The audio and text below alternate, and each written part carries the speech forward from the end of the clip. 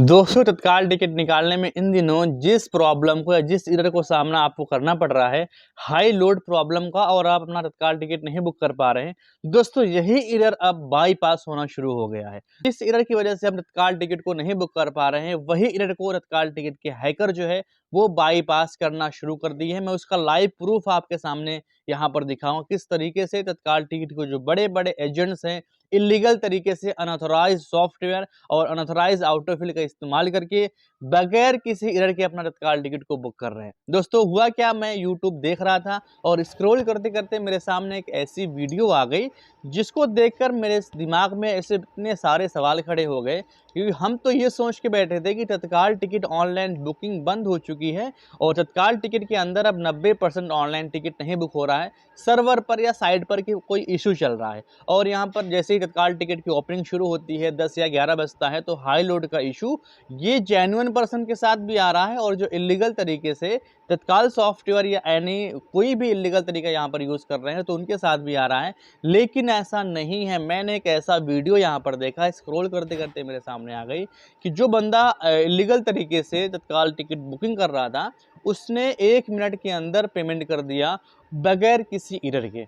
अब आप ये बताओ कि जब हम तत्काल टिकट को बुक करते हैं तो 1 मिनट तक हमारा अवेलेबिलिटी ही नहीं खुलता, 5-5 मिनट तक हमारा अवेलेबिलिटी ही नहीं खुलता, और हाई लोड का प्रॉब्लम बना होता है। जब तक अवेलेबिलिटी खुलता है तो सीटें या फिर तत्काल कोटा की वेटिंग लग जाती है और तत्काल कोटा या फिर रिग्रेट हो जाता है।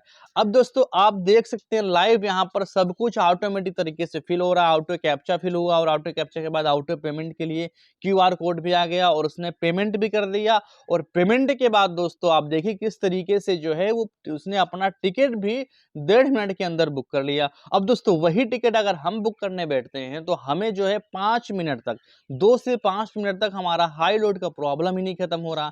अब दोस्तों IRCTC जो कह रही है कि हमारे पास एंटी बोट सिस्टम है, AI सिक्योरिटी है, हम अनऑथराइज्ड टिकट बुकिंग को एक्सेस के देखते हैं और उसको डिडक्ट करते हैं और ID को ब्लॉक करते हैं, IP को ब्लॉक करते हैं। लेकिन ये सब किसके साथ हो रहा है? ये आम पब्लिक के साथ हो रहा है। 2 महीने से तत्काल टिकट रद्दी से रद्दी गाड़ी का नहीं मिल पा रहा। IRCTC के अंदर इतने सारे अपडेट आए लेकिन सारे के सारे अपडेट फेल हो चुके हैं तत्काल टिकट हैकर को रोकने के लिए। और तत्काल टिकट अभी भी ऑनलाइन बुक किया जा रहा है लेकिन इलीगल तरीके से। अब दोस्तों ये बात मैं क्यों कह रहा हूं, क्योंकि IRCTC का जो सबसे बड़ा अपडेट आया था 2025 जुलाई को आया था, जब IRCTC ने एक बहुत बड़ा अनाउंसमेंट किया था कि अब तत्काल टिकट IRCTC पे वही लोग बुक कर पाएंगे जिनका जो है IRCTC अकाउंट आधार से लिंक होगा।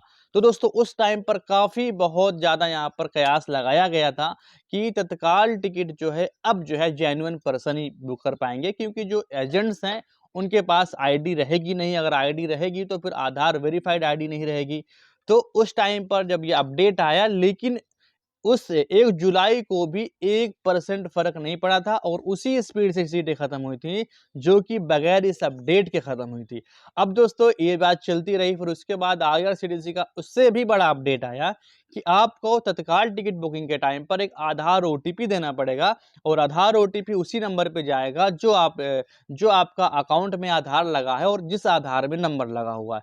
तो हाँ, लोगों को यहाँ पर 100% श्योर हो गया कि अब हम अपने फ़ोन से तत्काल टिकट को बुक कर लेंगे, लेकिन ऐसा फिर भी नहीं हुआ और उस अपडेट को 1 हफ्ते के अंदर बंद करना पड़ा। अब IRCTC के अंदर दोनों बड़े अपडेट फेल हो चुके थे। IRCTC अब बिल्कुल तरीके से अभी की डेट में बिल्कुल यहाँ पर फेल हो चुकी। आम पब्लिक को तत्काल टिकट नहीं बुक कर पा रहा है।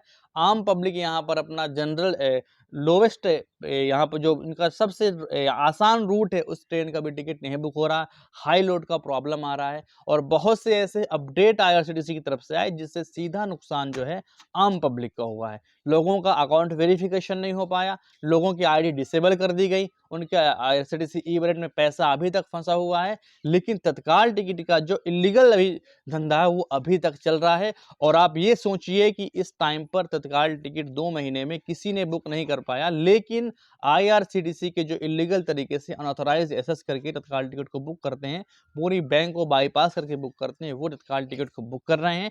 और ये भी सोचिए कि उस वीडियो को वो जो है यूट्यूब पर अपलोड कर रहे हैं और इस पे किसी भी तरह कोई एक्शन नहीं लिया जा रहा। सिक्योरिटी तो लाई जाए जो इस तरह के एक्सेस को खत्म कर पाए। दोस्तों क्या लगता है आपको, तत्काल टिकट निकालना जिस तरीके से हमेशा से मुश्किल था और मुश्किल होता जाएगा, ये अपडेट आने के बाद जो ये एरर्स हैं ये और ज़्यादा बढ़ गए हैं। हमें हाई लोड का प्रॉब्लम कभी देखने को नहीं मिलता था, हमें क्लाइंट आईपी का प्रॉब्लम कभी देखने को नहीं मिलता था। हाँ, सीज़न के टाइम पर ये होता था कि पेमेंट के बाद जो है ना प्रोसेसिंग बहुत लंबी हो जाती थी या सीटें बहुत जल्दी खत्म हो जाती थी। लेकिन इन दिनों सीटें खत्म होने की तो बात छोड़िए, हम पेमेंट तक नहीं पहुँच पा रहे। मेरे पास ऐसे-ऐसे पे कमेंट आ रहे हैं मेरी वीडियो पे कि 10 से 15 दिन से 20 दिन से लोग तत्काल टिकट को बुक कर रहे हैं और पेमेंट तक नहीं पहुँच पा रहे। 5-5 मिनट तक अवेलेबिलिटी नहीं खुल रही है और वहीं दूसरी तरफ उसी वेबसाइट से और उसी ऐप का इस्तेमाल करके इल्लीगल तरीके से तत्काल सॉफ्टवेयर का यूज़ करके लोग तत्काल टिकट को बुक कर रहे हैं। वेबसाइट वही है, ऐप वही है। जो आम पब्लिक जो बुक कर रहा है,